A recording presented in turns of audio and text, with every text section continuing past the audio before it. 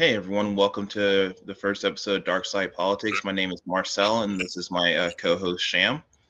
Uh, Well, hey, how's it going, Sham? it's all right. I'm took a fat nap before we got on, so I'm feeling like really energized. Same. I've been appreciating my day off and uh, napping quite extensively as well. you know, um, sorry. I was just saying like nothing. I was saying nothing. Never mind. All right, fair enough. But for those of you guys joining us, we're two experienced political organizers. We first met working on the 2020 presidential campaign. Uh, went up to work on the Georgia Senate runoff together as well, and we've been friends since then. And now we're doing a podcast together. Yeah, we're just shooting the shit. Me and Marcel, anytime we actually ever talk, we talk about politics like kind of nonstop. Like we'll just keep going on and on. So just tune you guys into our knowledge and kind of show you from our experience on some pretty heavyweight campaigns, how it looks from our point of view, and kind of just go from there. So, what are we talking about first today, Marcel?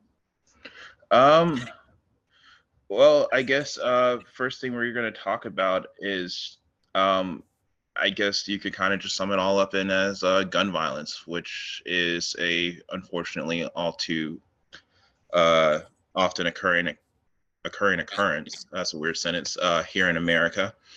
Yeah, We've got a go ahead. no, it's fine. You can talk because I'll Okay. not put in conversation. Yeah, like we've had so many like shootings in the last like month or so, or last month and a half. Like I feel like they're actually speeding up, and there's something like 6.5 shootings. Um, like there's a shooting every 6.5 days in the US. And that's causing an increase in death tolls, and it's kind of just awful. Um, and so, why don't you elaborate? Sure.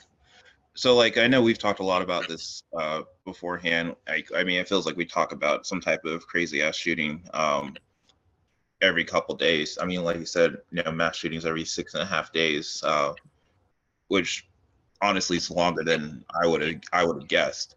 Um, but yeah, like, what I think there was a shooting in, was it Tennessee? Yeah, that's how this last spring of shootings has kind of gone on. We had a shooting in Tennessee, a shooting in Louisville, a shooting in Alabama. I think a shooting in Maine. So this is happening all over the country. There's not one specific area where it's a red or a blue state or anything like that. It's kind of insane. Um, the shooting in Tennessee was at an elementary school. The shooting in Louisville was at a bank. The shooting in Alabama was at a Sweet 16.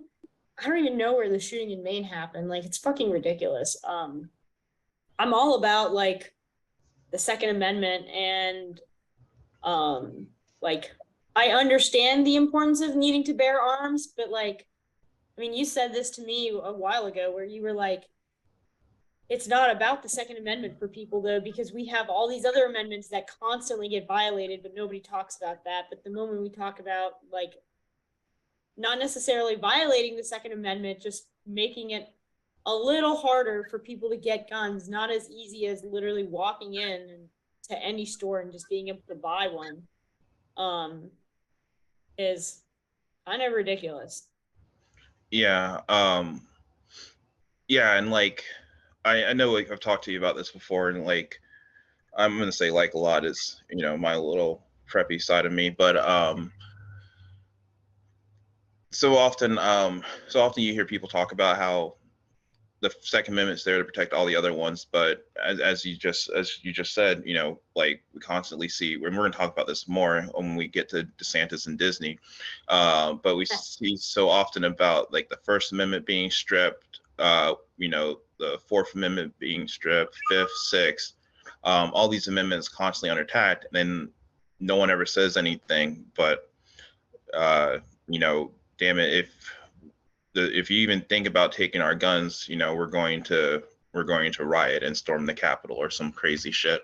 I mean, they're not going to actually do that because it's really just a bunch of gravy seals. Is my preferred nomenclature for it.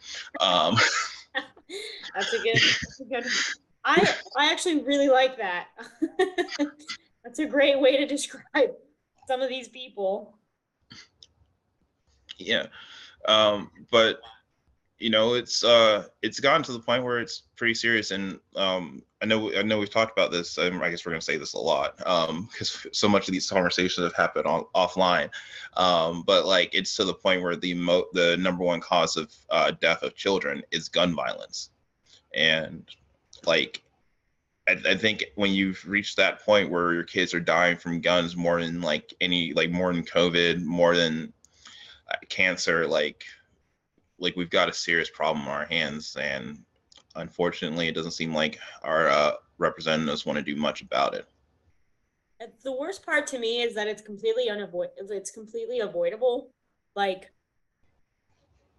there's no need for children to be dying at such high rates from gun violence.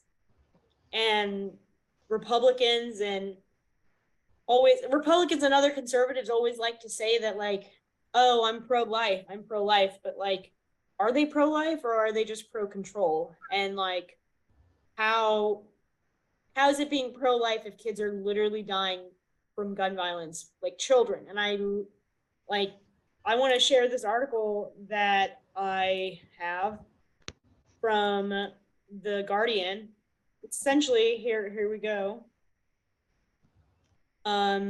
So 17 mass killings in 111 days is 88, and they were all shot. Only 2009 has seen as many killings in the same period. And like we talked about the Nashville shooting. I'm gonna just count on one hand how many shootings they talk about.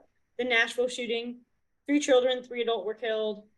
In Northern California, farm workers died over a workplace grudge. Like, Jesus Christ.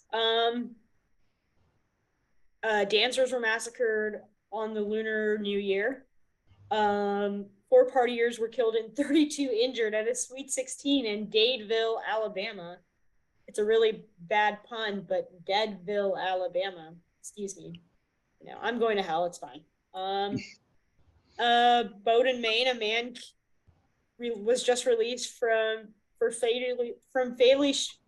after fatally shooting 4 people, including his parents, before firing at a motorist on a highway.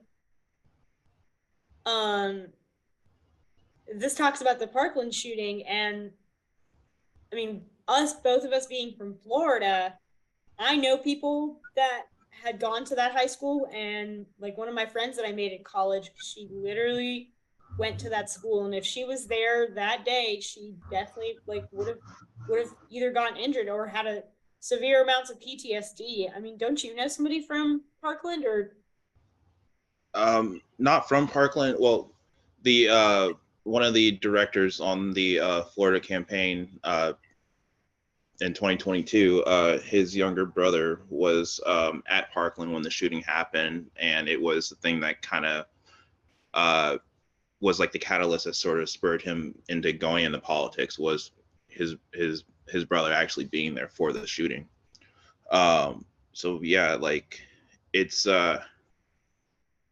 honestly like I know for me, I don't even think twice about it anymore when I see a shooting. It's literally it's something that I scroll past when I'm on social media or whatever, because it's the norm now. Like for these things to happen, it's not even a shock anymore. It's just, I mean, they always say thoughts and prayers, and I mean, hopium is the most strongest drug that they give us, because we keep hoping that these things like this stop, and they don't stop. And I think this is awful. Like, look, like a dad visits his 14-year-old daughter Jamie was one of the 17 people killed in Parkland, like in 2018. I'm just, that's fucking atrocious.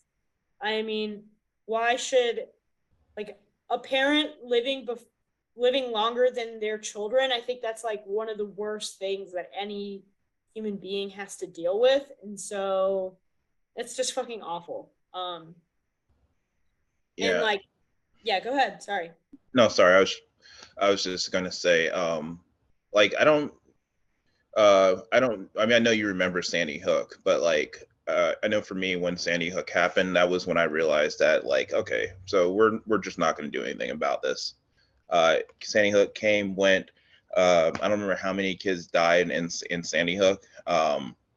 But the fact that nothing changed after that was when I knew we were going to have no change. And like you've heard me talk a lot about guns and how I kind of feel like part of me feels like we should just abandon kind of talking about it because it's clear that no one really wants to solve the problem.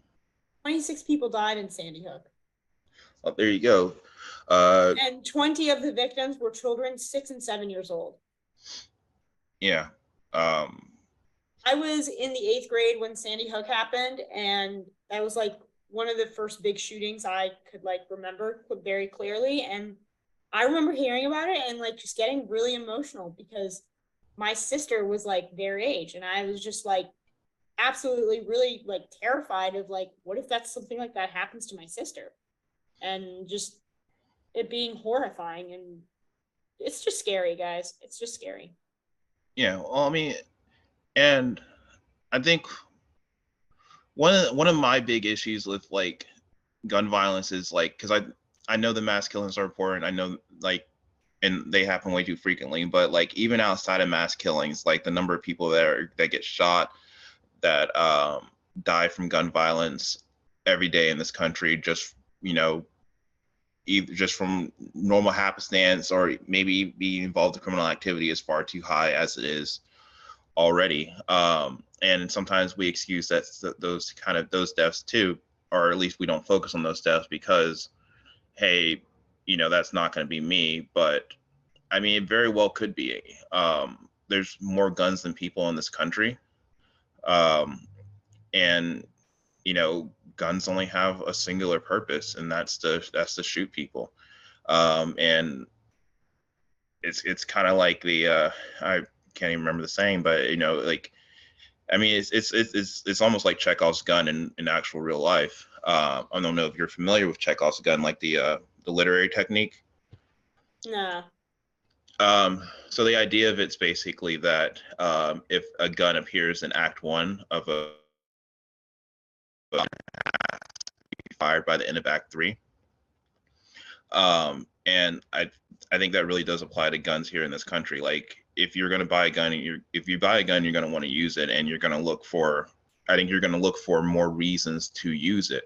And we've kind of seen. I mean, I'm sure this stuff has been happening, but when one story appears on the news and kind of starts getting a lot of attention, then the media, because it's ultimately they're about clicks, they start running more and more stories like that. And we saw it with the train car disaster when all suddenly it felt like there were train accidents every other day. But no, that's just standard operating procedure in this country.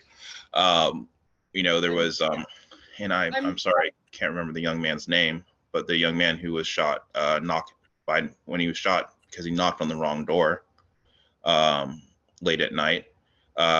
There was another series. There's reports of another series of similar accidents happening as well, with the cheerleaders being shot because they accidentally got in the wrong car in Texas.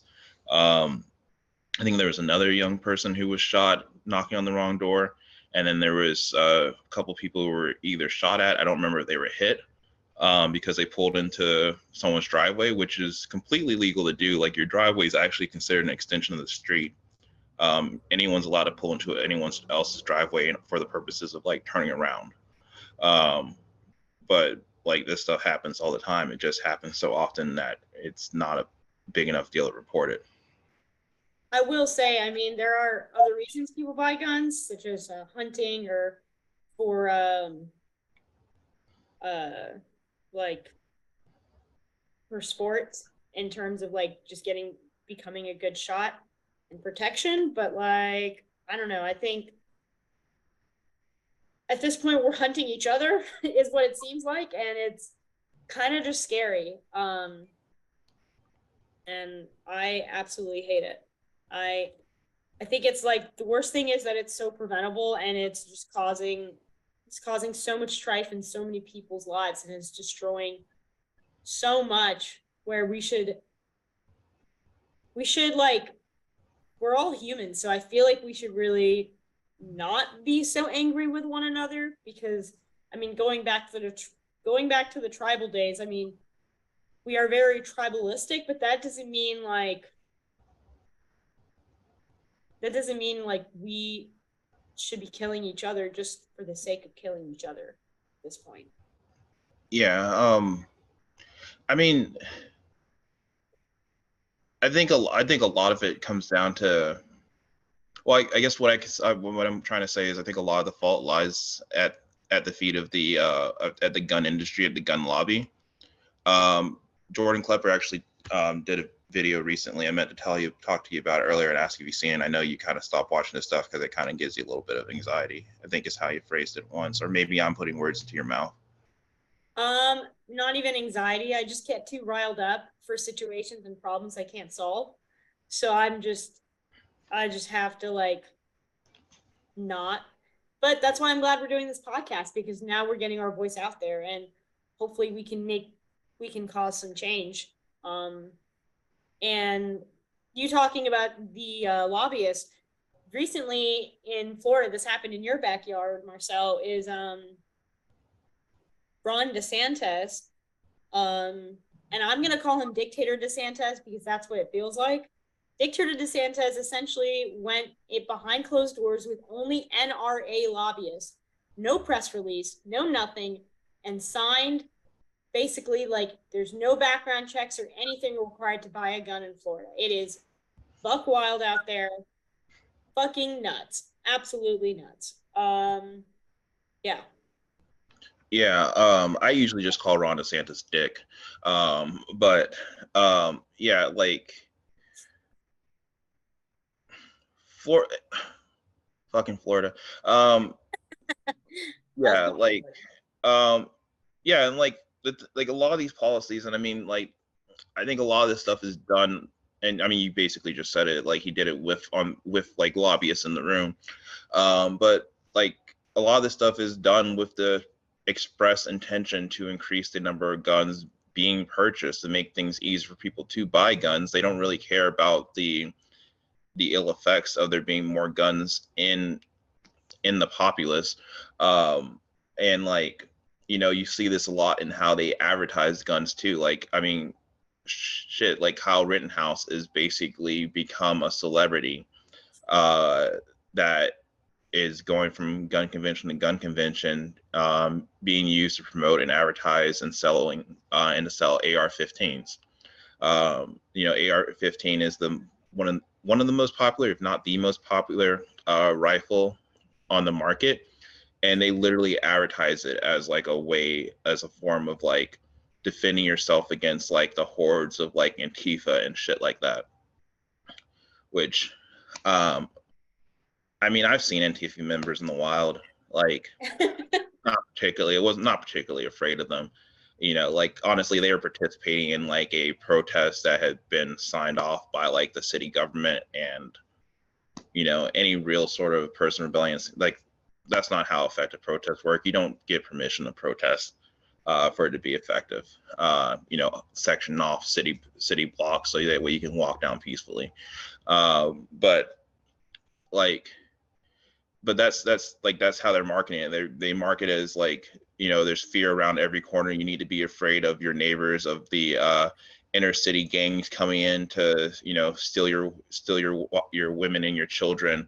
And the only thing that's going to stop them is a gun. I mean, hell, like my current job, I end up in like rural parts of Florida on a basically daily basis, and so many times I'll see like signs that say, oh, hey, well, you know, the police are 5 minutes away. What are you going to do? Call them? Or are you going to stop them by yourself? Or, hey, we don't call the police, we shoot first. Like all sorts of crazy, like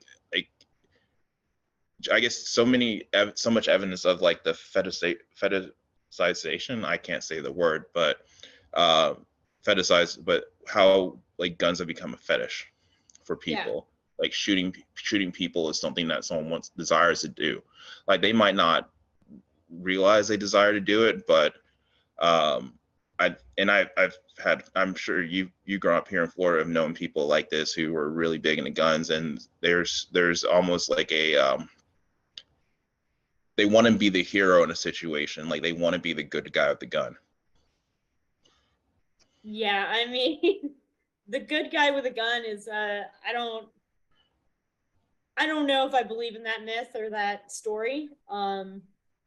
But I think we got to move on is what I think we need to do, because this is just making me really more upset, because just so many people are just getting hurt for absolutely no reason other than the fact that politicians don't want to make a little less money during their election season, because they can't make enough money to support themselves in terms of like getting money to run for re-election and stuff. So they have NRA lobbyists and other gun manufacturers helping them support get reelected.